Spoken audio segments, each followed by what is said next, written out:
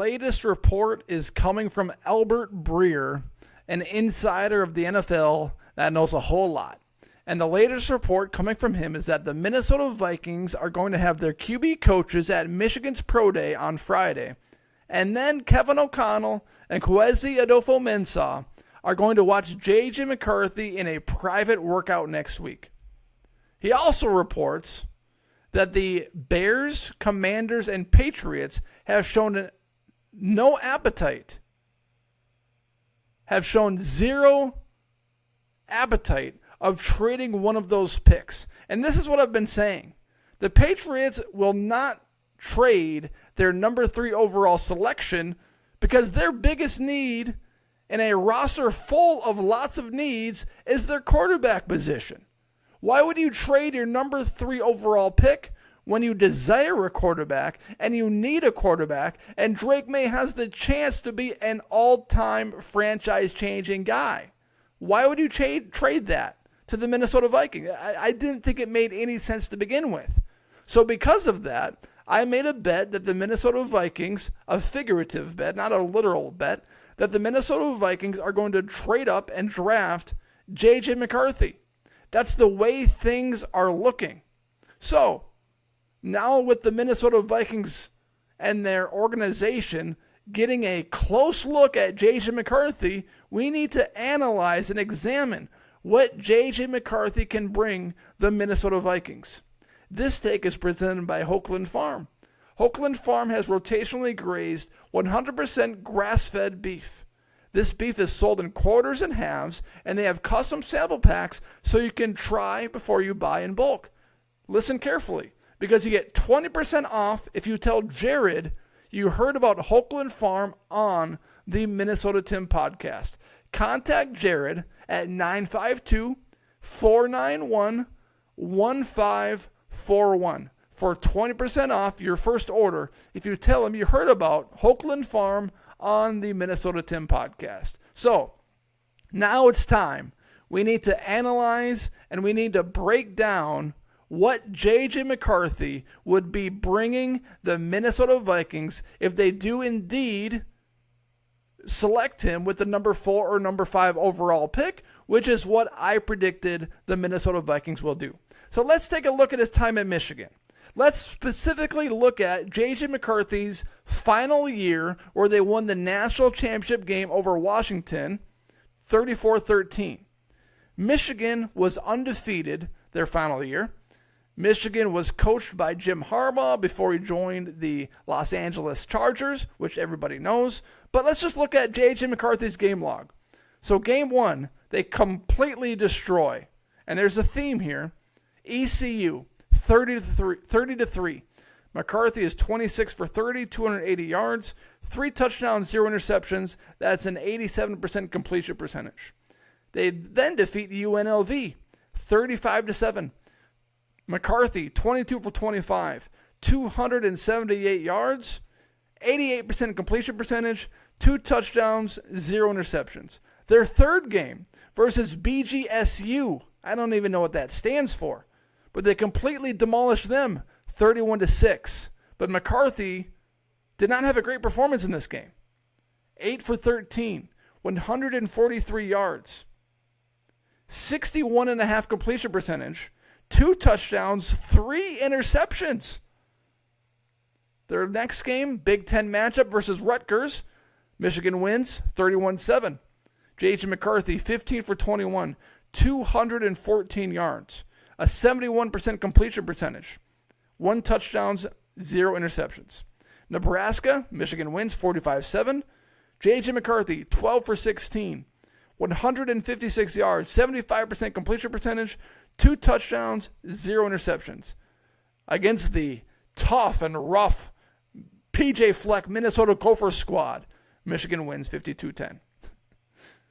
JJ McCarthy, 14 for 20, 219 yards, 70% completion percentage, 1 touchdown, 0 interceptions. Versus Indiana, he goes Michigan wins 52-7. JJ McCarthy, 14 for 17, 222 yards, an 82% completion percentage, 3 touchdowns, 0 interceptions. versus Michigan State. 49-0 Michigan wins. JJ McCarthy, 21 for 27, 287 yards, a 78% completion percentage, 4 touchdowns, 0 interceptions. And then against Purdue, another dominating performance, 41-13. McCarthy, 24 for 37, 335 yards, 65% completion percentage, 0 touchdowns, 0 interceptions. And now it becomes interesting because now Michigan starts to play real opponents. They match up against Penn State on the road without Jim Harbaugh because of his suspension due to his involvement in the scouting other teams department. Michigan wins 24-15. But JJ McCarthy only attempts 8 passes in this game. And I had to look it up. My first thought was, McCarthy must have got hurt. Another guy came in and threw some passes. McCarthy didn't get hurt, or at least the box score wouldn't suggest he did.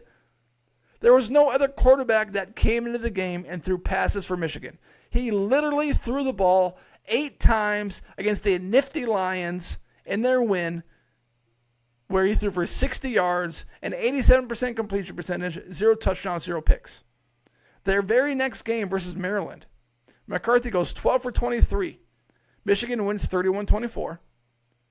141 yards, 52% completion percentage, 0 touchdowns, 1 interception. Ohio State, if they lose this game, they are not in the college football playoff and they are not competing in the national championship game. They win 30-24. McCarthy, 16 for 20, 148 yards, 80% completion percentage, 1 touchdown, 0 picks. Their final 3 games of the year, they demolished Iowa in the Big Ten Championship game, 26-0. McCarthy, 22 for 30, 147 yards, 0 touchdowns, 0 picks, a 73% completion percentage. And Alabama, in the first college football playoff, they win 27-20 in overtime. McCarthy, 17 for 27, 221 yards, 3 touchdowns, 0 picks, a 63% completion percentage. And against Washington, 34-13, Michigan wins, 10 for 18, 140 yards, 55% completion percentage, 0 touchdowns, 0 interceptions. So those were McCarthy's game logs for every single game his final year at Michigan. And there is something similar in every single one of those games. And that is Michigan did not ask McCarthy to do much. They asked the guy to be at most a game manager, especially when you look at the games where they actually had tough matchups. McCarthy threw the ball 8 times versus the 10th seeded Penn State Nifty Lions for 60 yards. Against Maryland, he threw it 23 times, but only had 141 yards. Check down. This is Kirk Cousins on steroids. If you thought Kirk Cousins was a check down genius, let's look at JJ McCarthy's stats. My heavens. Ohio State, 148 yards. Versus Iowa, 147 yards. Versus Alabama, 221 yards. And the final game against Washington, 140 yards. JJ McCarthy has a high completion percentage. He had a 72-73% completion percentage his last year at Michigan. He had 22 touchdowns, 4 interceptions. But here's the deal on McCarthy. He feels like a very Alabama-y quarterback coming out of this year's draft class. And what I mean by that is Alabama, every single year, they set their quarterback up for success. They have an amazing defense. Guys that are off the board, top 10, top 20 picks in every NFL draft for the most part. They always have a great running back. They have amazing wide receivers and a talented offensive line every single year. So when I look at Alabama quarterbacks, I think, okay, what were you asked to do besides lead a team full of superstar players to a college football playoff? I look at Mac Jones. He was surrounded by talented players every single year he was at Alabama.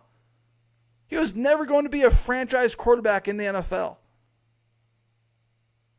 I look at Tua Tagovailoa. the best Alabama quarterback in the league right now because Jalen Hurts transferred to Oklahoma. So he was an Oklahoma product. But Tua Tagovailoa, he's not a top 10 quarterback in the league. That's as best you can get in the NFL right now is Tua. And JJ McCarthy gives me the same vibes. Alabama had Nick Saban for years. Michigan had Jim Harbaugh for years. Jim Harbaugh has an NFL system. He has guys that are going to be in the NFL draft because Michigan's defense, their running backs, their offensive line, and their wide receivers are all-star, superstar-type players. So my question is this. What was J.J. McCarthy asked to do? Because I look at his statistics, and he was not asked to do much. And statistics don't tell the whole story. For example, Case Keenum broke every single collegiate record in the book when he played for Houston. He was never going to be a franchise quarterback in the league, and he wasn't drafted to be one. So stats don't tell the whole story.